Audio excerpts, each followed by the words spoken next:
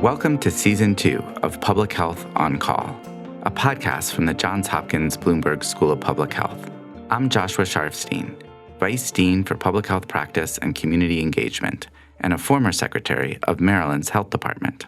Our goal is to bring scientific evidence and experience to the public health news of the day through informative interviews with scientists, community leaders, policy experts, public health officials, clinicians, and more. If you have ideas or questions for us to cover, please email us at publichealthquestion@jhu.edu. That's publichealthquestion@jhu.edu for future podcast episodes. Today, Stephanie Desmond talks to Mimi Chapman, chair of the faculty at the University of North Carolina, Chapel Hill, about the school's attempt to bring students on campus for classes, which ended with more than 135 COVID-19 cases and hundreds in quarantine. They discuss the challenge of campus reopening this fall. Let's listen. Mimi Chapman, thank you so much for joining me. Nice to be here. Thank you.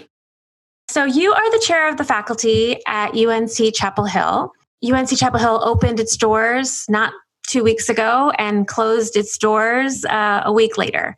Talk to me a little about the decision to open and then the decision to close. Well, it's a bit of a complicated story. So UNC Chapel Hill obviously is a big public university, and we're part of a 17 campus system. And so the decision to open or to return students to campus, we never really closed, but to return students to campus was not a decision that was made as an individual campus. That was a system level decision that our campuses would be returning students to campus. So then the question became how to do that. And that was really the focus throughout the late spring and summer.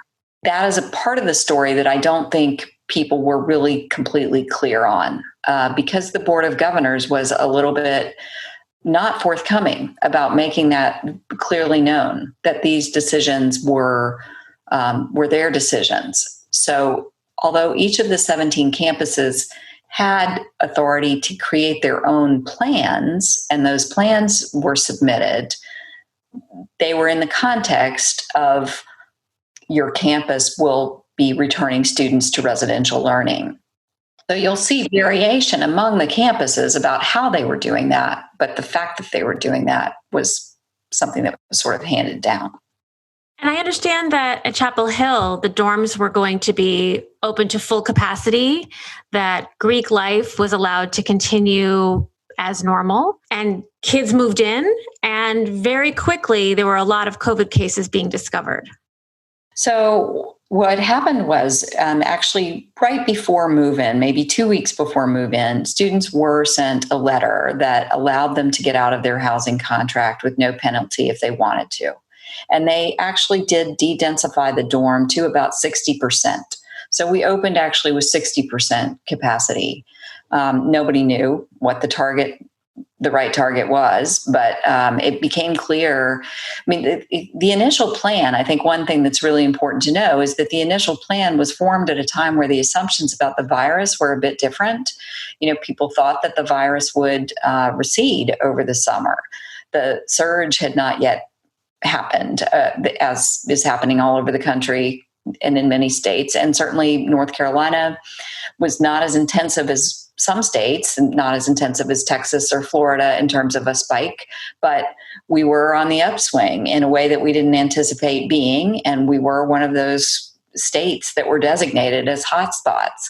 So, you know, as the summer wore on and that was becoming the status, we had to think more about what to do. So there was this effort to at least de-densify the dorms a little bit. And as I understand Greek life was not supposed to be proceeding with rush in their normal way. So, and they weren't. I mean, we didn't see that on campus, but they were proceeding with rush apparently in a clandestine way. And that's, you know, part of what was going on. So in theory, at least, there were efforts to keep kids away from each other, at least socially distanced from one another. But in this case, it seems like, you know, these are 18 to 21-year-olds and they were going to do what they were going to do. Mm-hmm. Is that something that should have been anticipated? Well, I think a lot of people did anticipate that and did think about that. I mean, certainly there was a lot of concern among the faculty and the staff. Could we count on students to follow social distancing guidelines? Were we asking too much of them? Those questions have been on the table. And, for the most part, this is the thing that I think is really difficult and is in some ways a mirror of the bigger society, that if you walked around our campus over the last 2 weeks, you would see almost everyone wearing a mask. I mean, it wasn't like there were terrible non-compliance issues with masks from what you could see publicly. Students were doing what they were supposed to do in the classroom. They were wearing their masks in the classroom. They were following that mask mandate. The buildings were set up, the built environment was set up in a very conscious way to promote social distancing, and people were abiding by that in those contexts.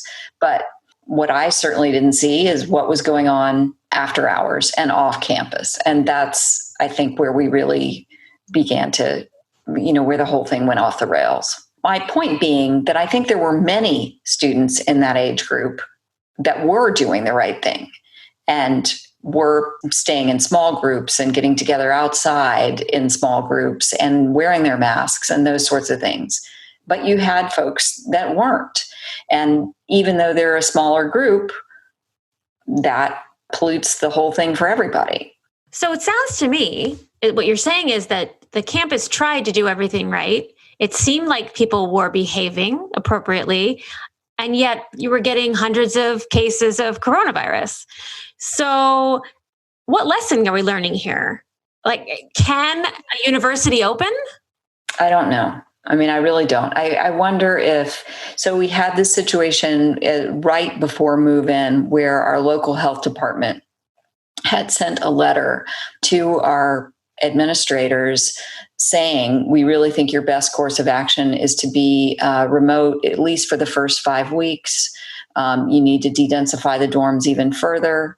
Our virus load is just not at a place where we really feel safe doing this. And again, we have this governing structure where that letter was apparently taken to our Board of Governors and they said, keep with your plan anyway. So all of this hasn't been entirely up to us, which is a very frustrating place to be.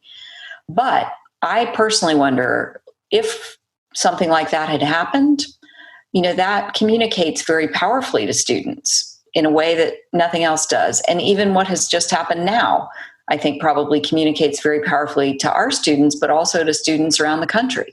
So it may be that at other places, students are seeing what's happening here and they say, wow, a campus really will send us home. Maybe we really do have to take this more seriously than we thought we did, no matter what's happening in our home community or what the norms are there or whatever. So I don't know, I think is the answer. Other questions on our campus have been about our particular testing strategy and whether that was the right way to go. Are there new technologies, even since we developed our planning, that might make a return to campus possible? But, again, I think someone said the other day, our campus is a microcosm of the country in a way. So there's nothing happening on campus that's not happening everywhere. You have people that are doing the right thing, and you have the motorcycle gang that insists on having their convention or whatever it is, or the faith community that insists on meeting inside and not being socially distant. So it's not just 18 to 24-year-olds that have this problem. And so, you have teenagers, I have teenagers. I certainly understand the teenage argument, but when you see it in the adult population, the exact same problems going on, I'm not sure that it is a teenage argument. Some universities have looked at what happened to you and decided we're not opening the dorms. We're having online only classes. And some have seen what had happened and they're still opening. I just saw that, for example, Syracuse University is still opening and Boston campuses are opening. Does it make you say, what are they thinking? What are you thinking? I don't know. I saw something on my Twitter feed the other day. I've been thinking about it a lot. Somebody said that they mocked UNC, and I would be hesitant. That kind of got my hackles up when I saw that. And for that reason, I don't want to second guess what's happening in other places. I mean, I don't know what the virus load is in Boston. Maybe things, there are norms, social norms are different in different places. And maybe that permeates a campus in a different way. Maybe they have better quarantine procedures. Maybe they have a different testing strategy. There might be things that make their situations different. So I do hope that what has happened to us gives other people reason to reflect on what they're doing at the very least, and to really think through it one final time before they open those doors. And I think of it from the perspective of both someone who knows a lot about the coronavirus and someone who has teenagers herself, as you said. And I think, you know why people are opening. They really hope it's all going to be good. They think they have their plans in place and they want this experience so much for their kids. So you can see why people want to do this. And I guess the difficult thing is to watch, what happened with UNC. And you're saying, off campus, after hours, there was still all the same stuff going on as if there was no such thing as COVID. That's right. Yeah, that's certainly true. Yeah. Yeah. And it's hard to watch, I think, because I'm sure you've seen these videos of these parties. There's like that video of some big party at the University of North Georgia. And I actually just saw something from Syracuse. Apparently there was a big party in the quad the first night the freshman game. Obviously not university sanctioned. But I guess it makes you wonder if it is at all possible to get this right in this climate. I think it's a good question. I don't know. There are very small schools that maybe can create a bubble. And if they had you probably know more than I do, about testing strategies and things like that. But if you had some sort of really small school, 1,000 people, could you test them 2 weeks before and test them when they arrived and that sort of thing, and not let them leave and not have visitors and create a bubble? That's, maybe, but for a big place like this, I guess given our experience, I'm not hopeful. Mimi Chapman, thank you so much for joining me. Thanks. Public Health on Call is produced by Joshua Sharfstein, Lindsay Smith-Rogers, Stephanie Desmond, and Lamari Morales. Audio production by Spencer Greer, Niall Owen McCusker, Cian Oates, and Matthew Martin, with support from Chip Hickey. Distribution by Nick Moran. Thank you for listening.